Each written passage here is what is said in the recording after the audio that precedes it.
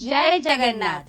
નમસ્કાર દર્શક મિત્રો, હું છું સોનલ ટોપીવાલા અને હું છું પૂજા પચ્ચીગર। રથયાત્રા તે ભગવાન જગન્નાથ, બલરામ અને સુભદ્રા સાથે સંકળાયેલો એક હિન્દુ તહેવાર છે જે ભારતભરમાં ગુજરાતી પંચાંગ પ્રમાણે અષાઢ સુદ બીજને દિવસે મનાવવામાં આવે છે। ભગવાન જગન્નાથનું મૂળ મંદિર ઓરિસ્સામાં જગન્નાથપુરી શહેરમાં આવેલું છે। રથયાત્રાના દિવસે ભગવાન સ્વયં સામે ચાલીને પોતાના ભક્તો પાસે જતા હોય છે। અષાઢી બીજના દિવસે ભગવાન નગર ચર્ચાએ નીકળે છે। આજે અષાઢી બીજનો અવસર એટલે નાથની નગર ચર્ચાનો દિવસ। ભગવાન જગન્નાથ આજે ભક્તોને દર્શન દેવા માટે નગર ચર્ચાએ નીકળ્યા છે, ત્યારે ભાવિ ભક્તો પણ પ્રભુને આવકારવા આતુરતાથી રાહ જોઈ રહ્યા છે।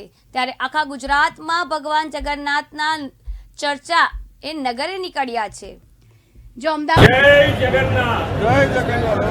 ભગવાન જગન્નાથજીની 148મી રથયાત્રાના પવિત્ર પર્વે દરેક પ્રજાજનોને ખૂબ ખૂબ શુભેચ્છાઓ પાઠવું છું।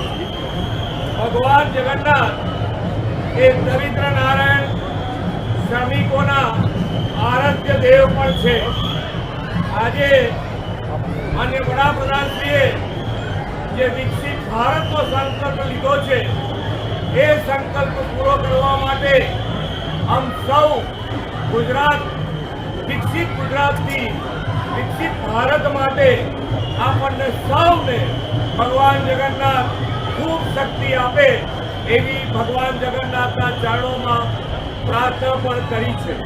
આજે જ્યારે 148મી રથયાત્રા નીકળી છે ત્યારે સરકાર અને પોલીસ તંત્રએ ભક્તજનોને દર્શન માટે કોઈ તકલીફ ના પડે એવી ખૂબ સરસ વ્યવસ્થાનું પણ આયોજન કરેલું છે।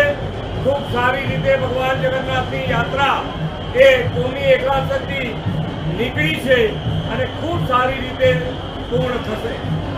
આજે જ્યારે કચ્છીઓનું પણ આ નવું વર્ષ છે ત્યારે દેશ વિદેશમાં રહેતા કચ્છી પરિવારોને પણ આજના વર્ષે નૂતન વર્ષ અભિનંદન પાઠવું છું અને આજે ભગવાનના ચરણોમાં પ્રાર્થના કરું છું કે દરેક જણની સુખ, શાંતિ અને સમૃદ્ધિ વધે। જય જગન્નાથ।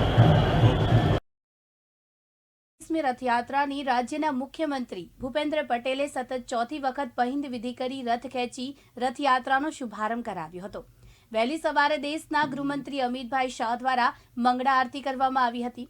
ત્યારબાદ રાસ ગરબા અને આદિવાસી નૃત્યો દ્વારા ભગવાન જગન્નાથ, ભાઈ બલભદ્ર અને બહેન સુભદ્રાને રથોમાં બિરાજમાન કર્યા હતા। મુખ્યમંત્રી ભૂપેન્દ્ર પટેલ જગન્નાથ મંદિર પહોંચ્યા હતા। રથયાત્રાના ઇતિહાસમાં આ વખતે સૌપ્રથમવાર પોલીસ દ્વારા ગાર્ડ ઓફ ઓનર આપવામાં આવ્યું હતું। મુખ્યમંત્રીએ સોનાની સારવણી દ્વારા રથની સફાઈ કરી દોરડા વડે રથ ખેંચી 148મી રથયાત્રાનો અમદાવાદ ખાતે પ્રારંભ કરાવ્યો હતો।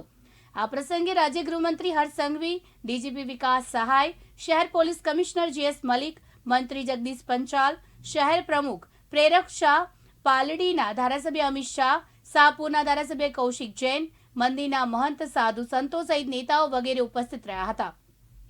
આજે અમદાવાદ ખાતે ભગવાન જગન્નાથની 148મી રથયાત્રા યોજવા જઈ રહી છે। દેશના ગૃહમંત્રી અમિત શાહ પોતાના ધર્મપત્ની સાથે જગન્નાથ મંદિર પહોંચ્યા અને મંગળા આરતી કરી અને મહંતોના આશીર્વાદ મેળવ્યા હતા।